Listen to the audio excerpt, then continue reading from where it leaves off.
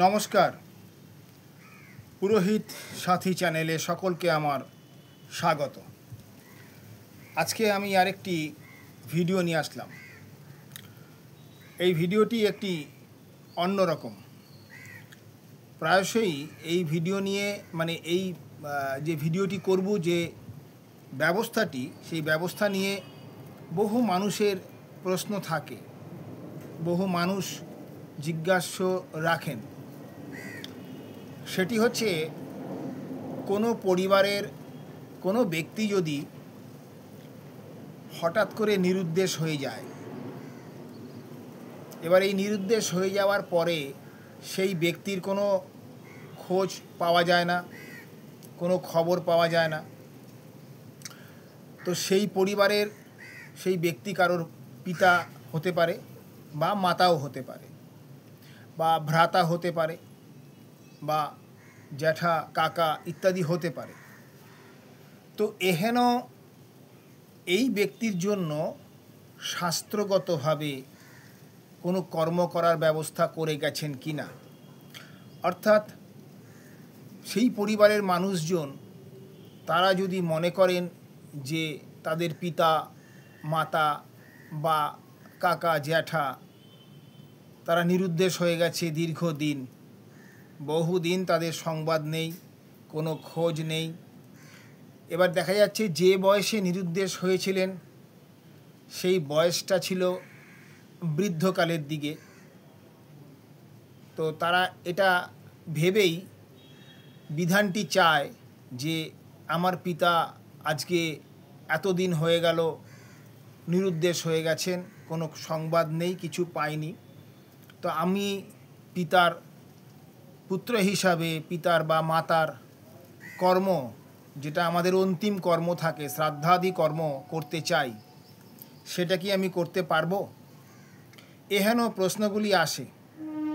তো আজকে সেই বিষয়ে একটি আলোচনা রাখছি, সম্পূর্ণ শাস্ত্রভিত্তিক আলোচনা, এটা শাস্ত্রের বাইরে কিছু নেই। নিরুদ্দেশ হওয়ার ব্যাপারে শাস্ত্র কি বলছে, যে 12 বৎসর কাল পর্যন্ত যদি কোনো ব্যক্তি নিরুদ্দেশ হয়ে থাকে, তাহলে 12 বৎসর পার করে ত্রয়োদশ বৎসর অর্থাৎ 13 বৎসরের মাথায় সেই ব্যক্তির শ্রাদ্ধাদি কর্ম করতে পারবে, এটা বলা আছে। তো এই যে করতে পারবে শ্রাদ্ধটি, সেটি কিভাবে করতে পারবে তার একটা নির্দিষ্ট পদ্ধতি আছে। সেই পদ্ধতিটি কি, সেটি নিয়ে আলোচনা করব। এবারে কোনো এক ব্যক্তি 12 বৎসর যাবৎ নিরুদ্দেশ, নিখোঁজ হয়ে আছেন। তার পরিবারবর্গ মনে করলেন যে তার ওই ব্যক্তির জন্য তারা অন্ত্যেষ্টি ক্রিয়া করবেন এবং শ্রাদ্ধাদি কর্ম করবেন। এখানে শাস্ত্র বলছে যে 12 বৎসর অতিক্রান্ত হয়ে যাওয়ার পরে সেই ব্যক্তির উদ্দেশ্যে শ্রাদ্ধ করতে পারবে, কিন্তু শ্রাদ্ধ করার পূর্বে সেই ব্যক্তির যে অন্ত্যেষ্টি ক্রিয়া, সেটিকে সম্পন্ন করতে হবে। কারণ অন্ত্যেষ্টিক্রিয়া অর্থাৎ দাহক্রিয়া না হলে শ্রাদ্ধাদি কর্ম করা যাবে না। কারণ দাহ হবে, দাহর পরে পুরকপিণ্ড দানের মাধ্যমে প্রেতদেহ গঠন হবে, তারপরে গিয়ে তার আদ্য একদৃষ্ট শ্রাদ্ধ হবে। তো এই যে ব্যবস্থাটি, সেটা নিয়ে আলোচনা করব, কিভাবে নিরুদ্দেশ ব্যক্তির দাহ কার্য হয়, সেটাও শাস্ত্রে বলেছে। সেটি হচ্ছে পর্ণ নরদাহ বা কুশপুত্তুল দাহ, কোনো কোনো জায়গাতে বলা হয় পলাশ দাহ। পর্ণ নরদাহ, কুশপুত্তুল দাহ বা পলাশ দাহ একই ব্যবস্থা, অঞ্চলভেদে নামগুলি আলাদা আলাদা আছে। পর্ণ নরদাহ করে সেই ব্যক্তির অন্ত্যেষ্টি করতে হবে। পর্ণ নরদাহ হয়ে যাবার পরে তেরাত্রি অশৌচ পালন করতে হবে, তারপরে গিয়ে চতুর্থ দিবসে তার শ্রাদ্ধ হবে। আর এই তেরাত্রি অশৌচের মধ্যেই শেষ দিনে তার পুরকপিণ্ড দানটাও করতে হবে। তো পর্ণ নরদাহ করতে হবে, এটা হচ্ছে প্রথম বিধান। প্রথম বিধান পর্ণ নরদাহ করার পরে গিয়ে তেরাত্রি অশৌচ পালন করতে হবে, এটি দ্বিতীয় বিধান। তারপরে গিয়ে তার শ্রাদ্ধ হবে। এবারে প্রশ্ন হচ্ছে যে এই যে ব্যবস্থাটি, এটা আমরা পুরোহিত মশাইদের মুখে শুনতে পাই। এলাকার বহু বিভিন্ন পুরোহিত মশাইকে জিজ্ঞাসা করলেই এই ব্যবস্থাটা বলে দেয়, কিন্তু এর শাস্ত্র ভিত্তি কী আছে? মানে এটা কি শাস্ত্রগতভাবে লেখা আছে, নাকি পুরোহিতরা নিজে নিজেই বলে দিচ্ছেন? একজনের কাছ থেকে শুনছেন, তিনি বলছেন, আবার আরেকজনের কাছ থেকে সে শুনছেন, সে বলছেন, এরকমভাবে এগোচ্ছে, নাকি শাস্ত্রগতভাবে এটি লেখা আছে? আমি সেই নিয়ে আলোচনা করছি। এই ব্যবস্থাটি মনু সংহিতাতে আছে। এই যে নিরুদ্দেশ হয়ে যাওয়ার যে ব্যবস্থাটি হয়ে গেলে কি কি করতে হবে, সেটির বিস্তারিত আলোচনা মনু সংহিতায় আছে। আমি ছোট্ট করে মনু সংহিতা থেকে একটি শ্লোক বলছি, সেখানে ব্যবস্থাটি আপনি পরিষ্কার দেখতে পাবেন।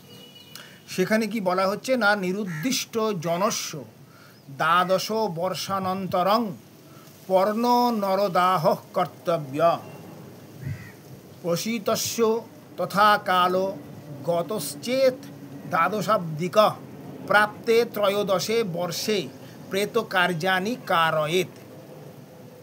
তাহলে কি বলল, যে নিরুদ্দেশ ব্যক্তি দ্বাদশ বর্ষ পার করে, দ্বাদশ বর্ষানন্তরং অন্তর করতে হবে, তাকে দ্বাদশ বর্ষ পার করতে হবে, করে গিয়ে কি করেছে, পর্ণ নরদাহ কর্তব্য, পর্ণ নরদাহ করতে হবে। তাহলে কি বলল, যে পরের শ্লোকটায় পরের লাইনে বলছে প্রসীতস্য তথা কাল গতশ্চেত দ্বাদশাব্দিকে, অর্থাৎ যে ব্যবস্থার মধ্যে দিয়ে যাচ্ছে সেই ব্যবস্থাটা 12 বৎসর যেন পার হয়ে যায়। 12 বৎসর পার হয়ে যাওয়ার পরে ত্রয়োদশে বর্ষে প্রেত কার্যানি কারয়েত, অর্থাৎ ত্রয়োদশ বর্ষ 13 বৎসরের জায়গাতে গিয়ে তার প্রেত কার্য করতে পারবে। কিভাবে করতে পারবে না, পর্ণ দহ যে ব্যবস্থা তার মাধ্যমে। সেটাও কিন্তু বলেছে যে এই যে তেরাত্রি অশৌচ পালনটা যে বললাম, এটা কিন্তু শাস্ত্রে বলেছে, যেই মুহূর্তে পর্ণ নরদাহ করা হবে সেই সময় থেকে নিয়ে তেরাত্রি অশৌচ পালন করতে হবে। এবারে পর্ণ নরদাহ কিন্তু যখন তখন করা যায় না, তার একটি নির্দিষ্ট দিবস মানে তিথি ধার্য আছে। সেটি হচ্ছে কৃষ্ণপক্ষের অষ্টমী তিথি। কৃষ্ণপক্ষের অষ্টমী তিথিতে পর্ণ নরদাহ করতে হবে। তাহলে কৃষ্ণপক্ষের অষ্টমী তিথিতে যদি পর্ণ নরদাহ করা হয়, তাহলে অষ্টমী, নবমী এবং দশমী এই তেরাত্রি অশৌচ করতে হবে।